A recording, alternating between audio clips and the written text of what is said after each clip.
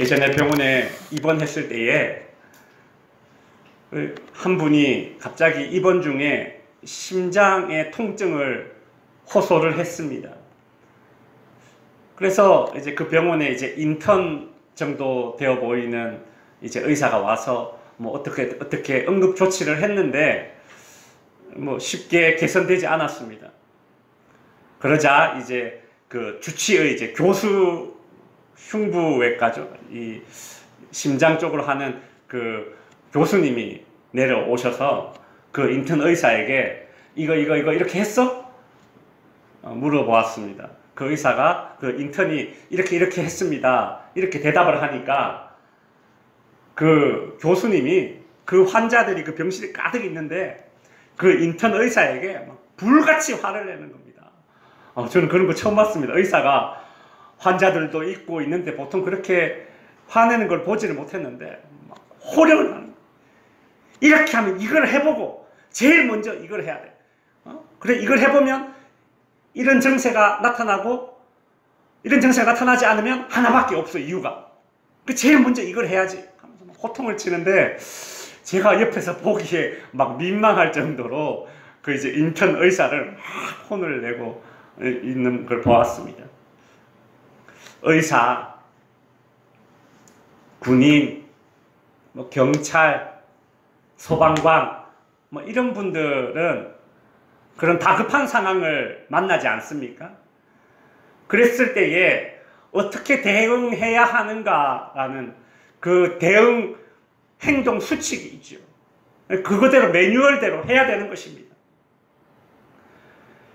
성경에서는 우리 그리스도인들이 이 땅에서 신앙을 지키고 살아가는 것도 영적으로 매우 다급한 상황으로 그렇게 묘사하고 있습니다. 여러분, 우리가 이 땅에서 신앙 지키며 살아가는 것 그저 그냥 뭐 방위들 출근하듯이, 죄송합니다. 혹시 방위가 계시다면 폄하하는 것은 아니지만 그냥 그렇게 뭐 설렁설렁 하는 게 아니라는 거예요. 영적으로 매우 다급한 상황이다. 그냥 우리가 평상시 쓰는 말로 내 신앙을 지키면서 이 세상을 살아가는 것은 한번 따라해 주실래요? 장난이 아니다. 그거예요. 베드로는 성도들이 신앙을 지키며 이 세상을 살아가는 것을 이렇게 묘사했습니다. 베드로전서 5장 8절에 보시면 근신하라, 깨어라, 너희 대적 마귀가 우는 사자같이 두루 다니며 삼킬 자를 찾나니. 베드로는 성도가 신앙을 지키며 살아가는 것이 마치 맹수에게 맞닥뜨리는 것과 같은 그런 아주 다급한 상황으로 묘사하고 있습니다. 아니 좀 큰 개만 목줄이 풀려서 막 달려와도 벌벌벌 떨리는데 하물며 사자가, 굶주린 사자가 울부짖으면서 먹이를 찾고 있는 그 사자와 맞닥뜨린다는 것은 얼마나 다급한 상황입니까? 베드로가 성도들이 이 땅에서 신앙을 지키는 것을 이렇게 묘사하고 있는 거예요. 바울도 에베소서 6장에서 성도들이 신앙을 지키는 것을 마치 군인들이 전쟁터에 나가기 위해서 준비하는 것으로 그리 묘사하고 있습니다. 그래서 갑옷을 입고 구원의 투구를 쓰고 복음의 전투화를 신고 말씀의 칼을 들고 그죠? 방패를 들고 그렇게 전쟁터에 싸우러 나가기 위해서 준비하는 장면으로 그렇게 묘사하고 있습니다. 아주 다급한 상황이죠. 그래서 바울이 에베소 교회 성도들에게 너희는 이렇게 살아야 한다라면서 영적인 행동 지침, 신앙의 매뉴얼을 알려주는 것입니다. 우리 한번 잠시 복습해 볼까요? 지난주까지 우리가 3가지를 배웠습니다. 첫 번째, 세월을 아끼라. 세월을 아끼라. 두 번째, 하나님의 뜻을 분별하라. 세 번째, 술 취하지 말고 성령 충만하라. 이 세상이 악하기 때문에 우리는 이 신앙을 지키기 위해서 이런 다급한 심령으로 이런 행동 매뉴얼을 지키며 살아가야 하는 것입니다. 세상이 악하기 때문에 그저 그냥 열심히 사는 것만으로는 부족합니다. 세상 사람들, 예수 안 믿는 사람들도 다 열심히 삽니다. 열심히 살다 보면 되겠지. 예, 열심히 살아야 됩니다. 그러나 열심히 사는 것만으로는 부족하다. 바울은 너희가 열심히 살 때 주님 뜻 안에서 열심히 살아라. 술 취해서 이것도 괜찮다 저것도 괜찮다라는 식으로 무분별하게 살아서는 안 된다. 이것도 괜찮다 저것도 괜찮다라는 식으로 사는 것을 마치 관대하게 사는 것으로 그렇게 착각하지 마. 이것은 그저 술에 취해 세상에 취해 세상과 타협하는 것일 뿐이야. 술 취하는 대신 세상에 취하는 대신 성령에 취해야 한다. 성령에 충만해야 한다. 즉 성령 충만하면 분별력 있게 관대해 줄 수 있어. 사람이 술 먹으면 관대해지잖아요. 술 안 먹어도 관대해질 수 있습니다.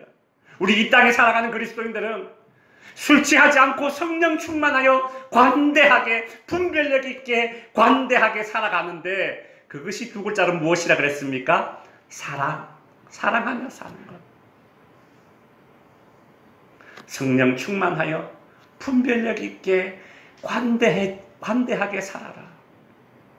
이것이 지난주까지 바울이 제시한 영적인 매뉴얼이었습니다. 그런데 문제가 있죠. 바울이 신앙인은 위기 때에 어떻게 해야 하는가라는 이 영적인 행동 지침들을 이렇게 가르쳐 주다 보니까 성령 충만해야 된다. 이제 그 말을 하고 있는데 문제는 도대체 성령 충만이 무엇인가 이것을 이해하는 것이 쉽지 않습니다. 여러분도 그렇지 않습니까? 성령 충만이 뭡니까? 라고 물어보면 한마디로 대답하기가 어렵죠. 그래서 바울은 성령 충만이 무엇인가를 에베소 교회 교인들에게 가르쳐 주면서 좀 쉽게 이해하도록 하기 위해서 사람이 술 취했을 때에 하게 되는 그런 행동과 성령 충만하게 되었을 때에 하게 되는 그런 행동의 유사점을 이렇게 비교해 가면서 이런 모습이 바로 성령 충만한 모습이야 라고 가르쳐 주는 것입니다. 참 친절합니다. 바울은 친절해요. 오늘 본문 19절을 보시면 사람들이 술 취했을 때에 즐겨하는 행동 가운데 하나를 발견할 수 있습니다. 19절 한번 읽어볼까요? 시작. 시와 찬송과 신령한 노래로 서로 화답하며 너희의 마음으로 주께 노래하며 찬송하며. 자, 여러분 이 19절에서 사람들이 술 취했을 때에 즐겨 하게 되는 행동 하나를 혹시 발견할 수 있겠습니까? 무엇일까요? 제가 힌트를 줬는데 노란색 글씨 노래한다는 것입니다. 노래해요. 노래입니다. 술 취하면 노래를 부르기를 좋아하고 성령 충만해도 노래 부르기를 좋아한다는 것입니다. 그런 공통점이 있죠. 물론 술 취하면 세상 노래를 부르고 성령 충만하면 찬송을 부르겠죠. 그죠? 한 초등학교 선생님이 아이들에게 이런 문제를 냈습니다. 여러분도 한번 맞춰보십시오. 문제. 술에 취해 거리에서 큰 소리를 지르거나 노래를 부르는 것을 사자성어로 무엇이라 할까요? 힌트는 땡땡땡 가로 끝나는 겁니다. 네? 고성방가. 예, 맞습니다. 고성방가. 근데 어떤 아이가 이렇게 틀린 답을 기록했습니다. 보시면 아빠인가? 그러니까 아빠가 술만 드시면 그렇게 노래를 불렀나 봅니다. 그래서 술에 취해 거리에서 큰 소리를 지르거나 노래를 부르는 것을 사자성어로 무엇이라고 하는가 적으시오. 힌트를 줬습니다. 선생님이 끝에 가로 끝납니다. 이렇게 해놓으니까 이 어떤 아이가 아빠인가? 이렇게 했다라는 거죠. 참 재밌습니다. 성도 여러분, 술이 들어가면 노래가 나오듯이 성령 충만하면 찬양이 나오는 것입니다. 그렇다면 바울은 왜 에베소 교회 성도들에게 위기의 때에 필요한 영적인 행동 지침으로 성령 충만하여 노래, 즉 찬양하는 것을 권면하고 있을까요? 우리 그리스도인들은 왜 위기를 만나면 성령 충만하여 찬양을 해야 합니까? 성도 여러분, 노래에는 힘이 있습니다. 노래에는 힘이 있어요. 사람들은 노동을 할 때에도 노래를 불렀습니다. 그것을 무엇이라고 부릅니까? 노동요.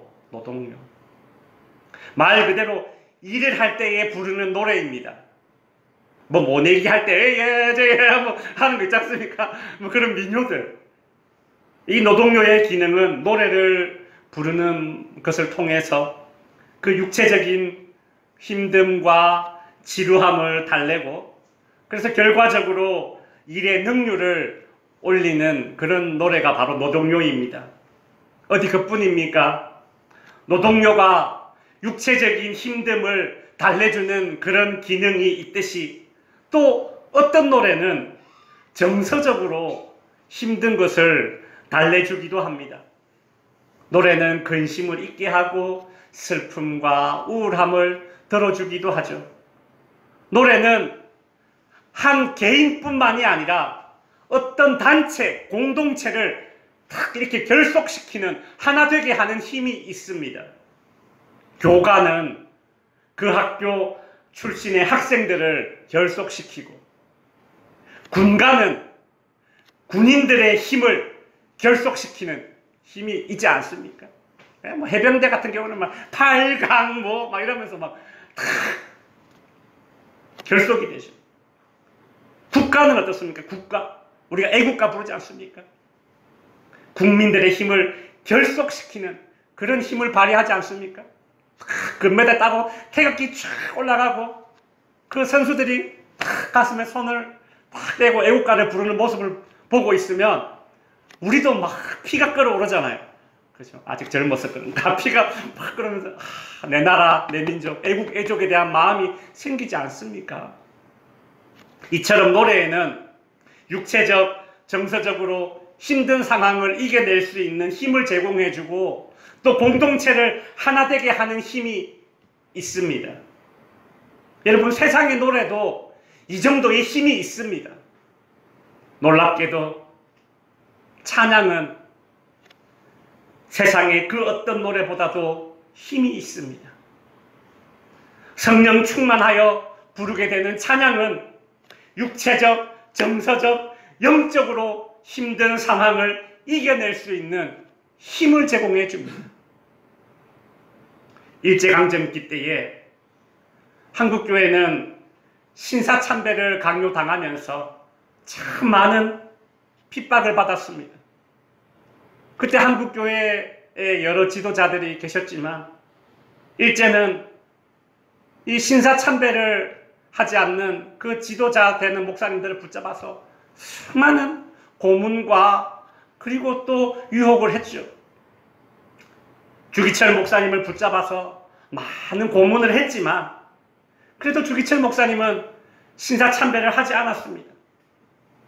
그러자 어느 날은 이 송판 위에다가 못을 거꾸로 이렇게 박아놓고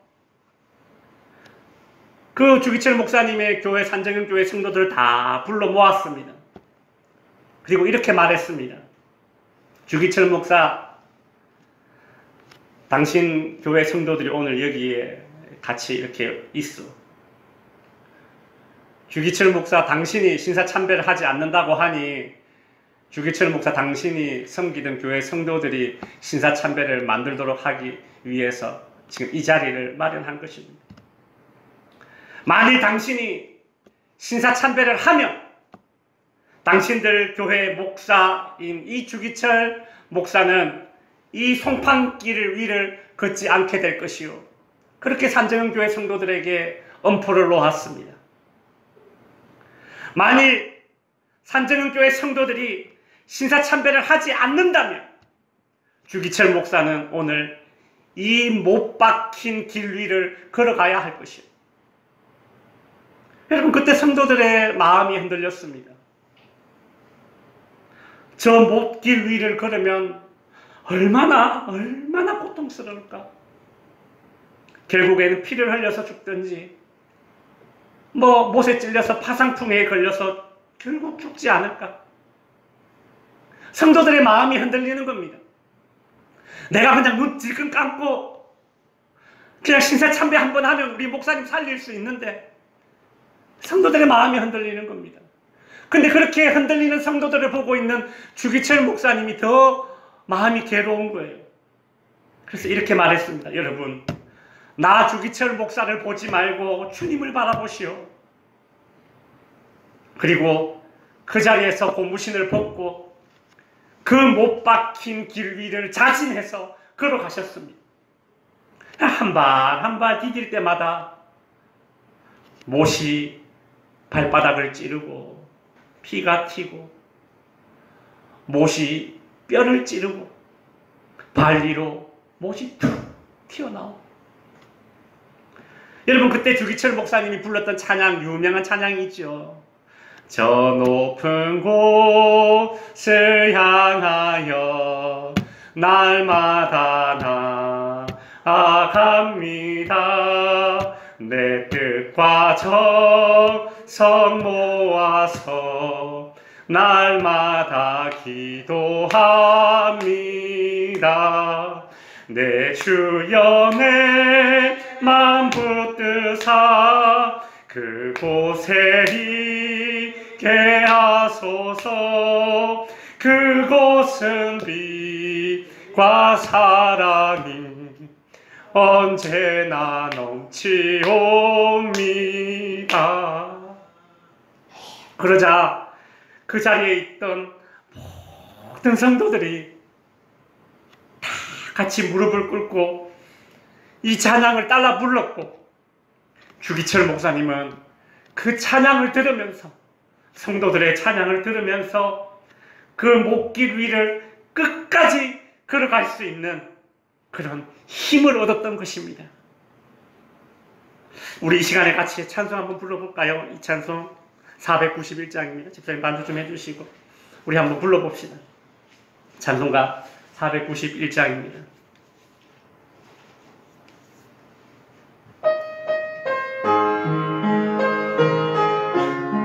이 시간에 이 찬송 부르면서 힘없기를 원합니다. 저 높은 곳을 향하여 날마다 나아갑니다. 내 뜻과 정성 모아서 날마다 기도합니다. 내 주여 내 맘 붙드사 그곳에 있게 하소서. 그곳은 빛과 사랑이 언제나 넘치오니.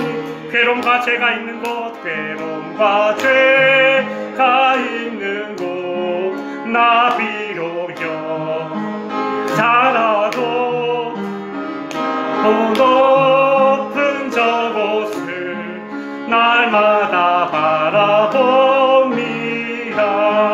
내 주여 내 맘 붙드사 그곳에 있게 하소서. 그곳은 빛과 사랑이 언제나 넘치오니.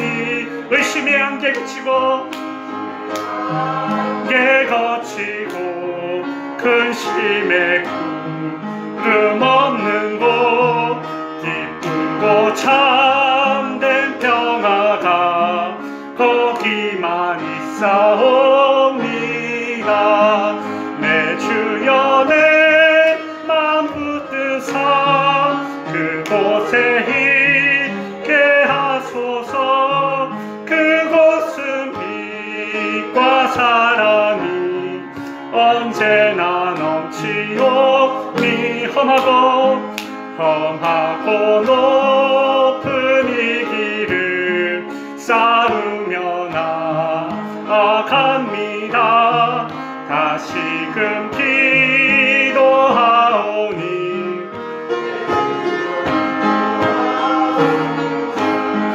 내 주여 내 맘 붙드사 그곳에 있게 하소서. 그곳은 빛과 사랑이 언제나 넘치옵니다.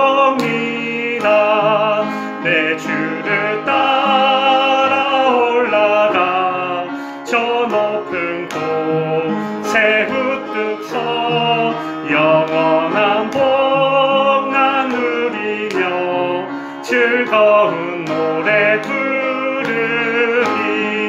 내 주여 내 맘 붙드사 그곳에 있게 하소서. 그곳은 빛과 사랑이 언제나 넘치옵니다. 아멘. 성도 여러분, 주기철 목사님도 산정원교회 성도들도 이 찬양을 부르면서 신사참배의 유혹과 일제의 핍박을 이겨내고 신앙을 지켜낼 수 있었던 것이죠. 오늘 본문에 나오는 이 에베소 교회 성도들은 사자에게 던져지고 화형에 처해지는 로마 황제의 핍박이 아주 극심한 도시 에베소에 있는 그 교인들입니다. 얼마나 두려웠겠습니까? 얼마나 근심이 되겠습니까? 그런 위기 속에서 신앙을 지키고 교회를 지킬 수 있는 힘이 필요한데 바울이 제시한 영적인 행동 지침이 무엇이었는가? 한번 따라해 주십시오. 성령 충만으로 찬양하라. 성령 충만으로 찬양하라. 성도 여러분, 두려움이 있습니까? 염려되는 무엇이 있습니까? 잠 못 들게 하는 근심거리가 있습니까? 성령으로 찬양하십시오. 육체적, 정서적, 영적인 힘을 얻게 될 것입니다. 오늘 본문 19절에서 바울이 제시한 또 다른 영적인 매뉴얼을 발견할 수 있습니다. 19절을 보시면 바울이 제시한 영적인 매뉴얼 두 번째는 무엇입니까? 서로 화답하라는 것입니다. 서로 화답하라. 서로 화답하라, 이 말이 무슨 뜻이냐면 두 가지 의미가 담겨 있는데, 첫 번째는 서로를 위해 말해주라. 서로를 위해 말해주라. 제가 언젠가 밤늦은 시간에 24시간 운영되는 해장국집에서 식사를 하고 있었습니다. 근데 옆 테이블에 이렇게 몇 명이 앉아서 그렇게 이렇게 식사를 하는데 벌써 테이블 위에 이 소주 빈병이 여러 개가 모여 있는 걸 보니까 적잖이 이제 술이 취하셔서 그렇게 대화를 나누고 있는데, 저 이제 밥을 먹다 보니까 옆에 이야기가 들리잖아요. 들어보니까 참 희한합니다. 분명 대화는 나누고 있는데 참 재밌는 게 술이 취해서 그러신지 각자 자기 얘기만 하고 있습니다. 이 사람이 A를 이야기하면 이제 듣는 사람이 A-1을 이야기해야 되는데, 이 사람은 A를 이야기하는데 이 사람은 B를 이야기하고 이 사람은 또 다시 A-1을 이야기하고, 근데 또 대화가 계속된다는 거예요. 참 신기하다. 대화는 나누고 있는데 자기 얘기만 주구장창 하는 거예요. 상대방 이야기와 내 이야기가 연결되지 않고 또 상대방 이야기를 잘 듣지 않습니다. 술이 가득 취한 상태에서의 대화가 그렇구나. 여러분, 바울은 술 취하지 말고 성령 충만하라. 술 취하면 자기 얘기만 주구장창 하겠지만 성령 충만하면 서로 화답하게 될 것이다. 서로를 위해 말해주게 될 것이다. 신앙이 약해지고 흔들릴 때에 서로를 격려하고 가르치고 권면하고, 교회 공동체는 위기의 때에, 다급할 때에 서로를 위해 말해주는 것이 필요합니다. 서로 화답하라는 말의 두 번째 의미는 화합을 이루라는 얘기죠. 하모니를 이루라는 뜻입니다. 이런 상상을 해봅니다. 찬양대가 한 곡의 찬양을 부르는데 소프라노, 엘토, 테너, 베이스 이렇게 화음을 넣어서 쫙 사부로 찬양을 부르면 얼마나 그 하모니가 듣기에 아름답습니까? 그런데 술 취해서 노래 부르면 그렇지 않습니다. 대화도 각자 자기 하고 싶은 대화 하듯이 노래도 이 노래 불렀다가 이 사람이 또 이 노래 부르면 또 이 노래 부르고 때로는 서로 다른 노래를 서로 막 부르기도 하고 그것은 화답이 아니죠. 성령 충만하면 화답할 수 있다는 겁니다. 이제 말씀을 정리하겠습니다. 여러분 가수마다 대표곡이 있지 않습니까? 조용필 하면 어떤 노래가 딱 떠오르십니까? 꽃피는 딱 나와야 되잖아요. 그죠? 자, 나훈아 하면 자, 심수봉 남자는 뱅 딱 나와야죠. 네. 네. 대표곡이 있어요. 근데 제가 이렇게 가수들 콘서트 할 때나 TV에 나와서 이렇게 노래할 때 보면 대표곡을 그 가수가 자기의 대표곡을 딱 부를 때는 힘이 있어요. 한마디 처음 한 소절 딱 부르면 청중들이 와 합니다. 카리스마가 생겨요. 힘이 있어요. 여러분 가수마다 그 대표곡이 있듯이 우리 그리스도인들은 내 인생을 붙들어주는 찬양 한 곡쯤은 있어야 됩니다. 내 인생을 붙들어주는 찬양 한 곡이 있어야 돼요. 성도 여러분, 누군가 여러분에게 제일 좋아하는 찬양이 뭡니까? 라고 물으면 다 좋아합니다 라고 말할 게 아닙니다. 저는 이 찬양을 좋아해요. 저는 이 찬송가를 좋아합니다. 그래서 뭐 이렇게 가족 예배를 드리거나 명절에 이렇게 할 때 혹은 뭐 신방 때 예배를 드리거나 할 때 어떤 찬송가 부를까요? 물어보면 나는 그 찬송가가 제일 좋습니다. 이런 거. 가수에게는 자기 필살기 노래가 있듯이 우리 성도들에게는 내 인생을 붙들어준 찬양 한 곡이 있어야 돼요.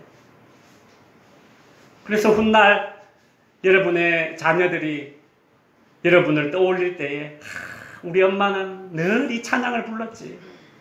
우리 아빠는 이 노래를 이 찬송을 참 좋아했지.